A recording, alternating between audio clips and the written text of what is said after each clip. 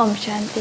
कैसे हैं आप सभी दोस्तों। मान लीजिए आपके शरीर में कहीं भी चोट लग गई, उसके बाद क्या होगा? उसके बाद कुछ सेकंड में आपकी सारी सेल एक्टिवेट हो जाएंगी, जो कि इस ब्लड को रोकने के लिए कार्य करेंगी। And exactly at this place suddenly ये कार्य नहीं होगा। यहाँ से सिग्नल निकला, फिर यहाँ से यहाँ पहुँचा, फिर यहाँ से पहुँचते ही एग्जैक्टली वही न्यूरॉन्स फायर होंगे। बिलियंस ऑफ न्यूरॉन्स है। बिलियंस अगर मैं बात करूँ, एक मिट्टी का जो कण आप देखते हो, उस मिट्टी के कण में भी 1,00,000 कण और समझ जाएं, इतना छोटा शायद न्यूरॉन होगा, और उसके अंदर भी और सारी कई चीज़ें होंगी। तो वो एक इतना छोटा सा कण, वो अचानक से उन्हीं कणों को कनेक्ट करेगा जो कि इस चीज़ को रोक सकते हैं, और उसके बाद वहाँ से वो सिग्नल देगा ब्लड को कि इधर जाओ, इधर क्लॉट करो। ये क्लॉट करने का और उस ब्लड को निकलने से रोकने के लिए ब्लड पूरी बॉडी का जो भी प्रक्रिया होंगी वो सारी उसको पता है जाना कहाँ है। कैन यू इमेजिन कितने किलोमीटर की ये सड़कें होंगी जो अंदर बनी होंगी, कितने किलोमीटर, कितने छोटे छोटे बारीक न्यूरॉन्स। उसके बावजूद भी कुछ सेकंड में, सेकंड के भी लाखों हिस्से में ये सारी प्रक्रिया हो जाएगी। कितनी फास्ट होगी, इतनी इंटेलिजेंट है ये बॉडी। हमारी बॉडी जब से पैदा हुई है, उसके बाद सही हार्मोन्स बना रही है, सही मात्रा में बना रही है, पेन किलर्स अपने आप बना रही है, इनहेलर्स अपने आप बना रही है। चोट लग गई तो वो ऑटोमेटिक अपने आप ठीक हो रही है। कोई भी कहीं भी पेट खराब हो गया, 1-2 दिन शांत रहे, अपने आप बॉडी अपने आप ही हील कर देगी। एंड अब देखिए इतनी पावरफुल है हमारी बॉडी, इतनी। और हम क्या करते हैं, बुखार होते ही दवाई ले लो भाई। दवाई लेने से क्या हो गया? दवाई लेने से बुखार आएगा, बुखार कम होगा। अरे जब बॉडी जानती है हाउ टू हील दैट, तो बाहर की दवाई लेने की क्या ज़रूरत है? जब बॉडी को पता है कि मैं अपने आप को हील कर सकती हूँ, तो फिर दवाई की ज़रूरत ही कहाँ है? नहीं, दवाई, बुखार में दवाई नहीं ली तो पता नहीं क्या हो जाएगा। अरे बॉडी इससे ज़्यादा बेहतर ड्रग कौन बनाएगा?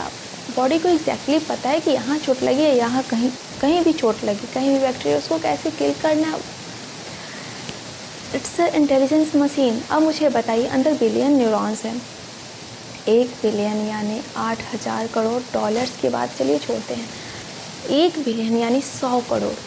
तो 100 करोड़ मतलब 100 करोड़ इंटू 100, 10,000 करोड़ न्यूरॉन्स है हमारे अंदर। एंड जब बात करते 10,000 करोड़ न्यूरॉन्स की,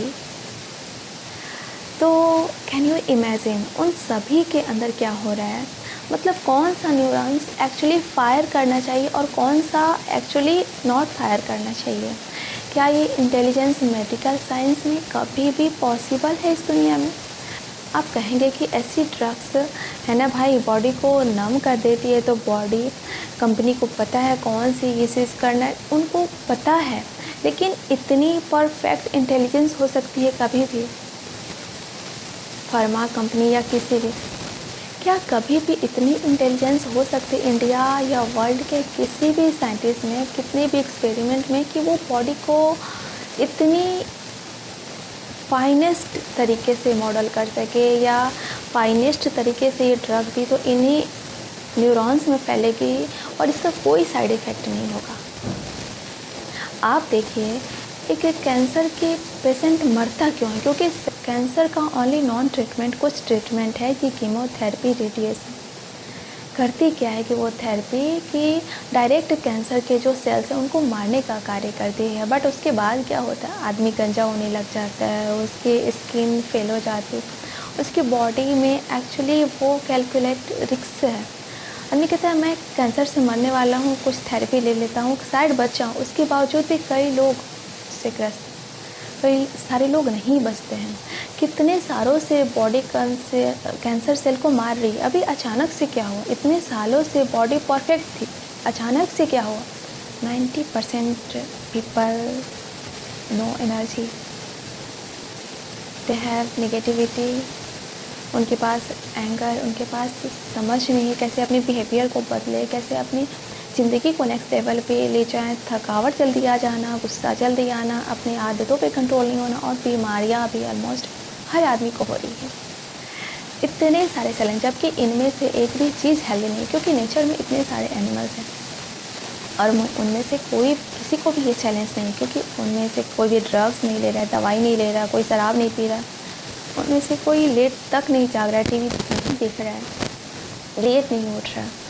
उनमें से सभी लोग प्रकृति के क्लोज हैं, और प्रकृति के क्लोज रहने से प्रकृति अपने आप हील कर रही है। और हमारी भी बॉडी की प्रकृति हमारी जैसी प्रकृति थी तब 99% लोग कभी बीमार ही नहीं पड़ते थे। कभी बीमार पड़ता था तो वो लोग ऐसे ही ठीक हो जाते थे।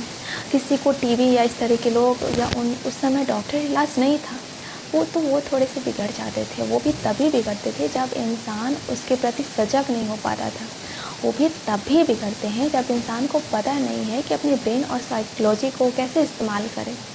जो मैं बात कर रही हूँ बहुत बहुत बहुत डीप है, एंड बहुत सारे लोगों को ये समझ नहीं आएगी। को समझने के लिए थोड़ा और डीप जाना होगा, सोचना तो होगा वास्तव में ये मेडिकल है ना। This nature is medical, and हम उस मेडिकल से दूर किए जा रहे हैं सिस्टमेटिकली।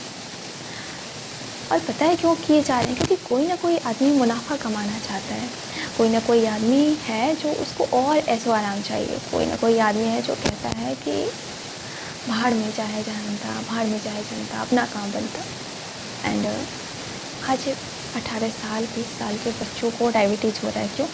क्योंकि हमें कई साल ऐसी ब्रांड्स दी जा रही हैं, अरे जल्दी से बच्चे का हाइट बढ़ेगा, ये फ्लेवर है ना, दूध में डालकर बच्चे को पिलाएं, ये पिलाओ जल्दी से। इसमें होता कुछ नहीं है, 70% 80% शुगर होती है।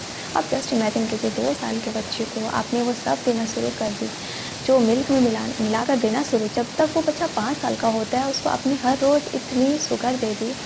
उसके बाद हमारा पूरी लाइफ स्टाइल ऐसे कि हमें हर वक्त किसी न किसी का तनाव, और जब हमें तनाव होता है हमारे लीवर एक्सेस शुगर रिलीज़ करता है। तो ये बातें करके कितना फ़ायदा होगा मुझे नहीं पता। ये बातें अगर समझ में आई तो कुछ काम किया जा सकता है। अगर ये बातें समझ ही नहीं आई तो काम कभी होगा ही नहीं, तो ग्रोथ कभी आएगी नहीं, चेंजेस कभी होंगे ही नहीं। तो आपसे रियली रिक्वेस्ट है, you can heal yourself. आप ही अपने आप को हील कर सकते हैं, ठीक कर सकते हैं।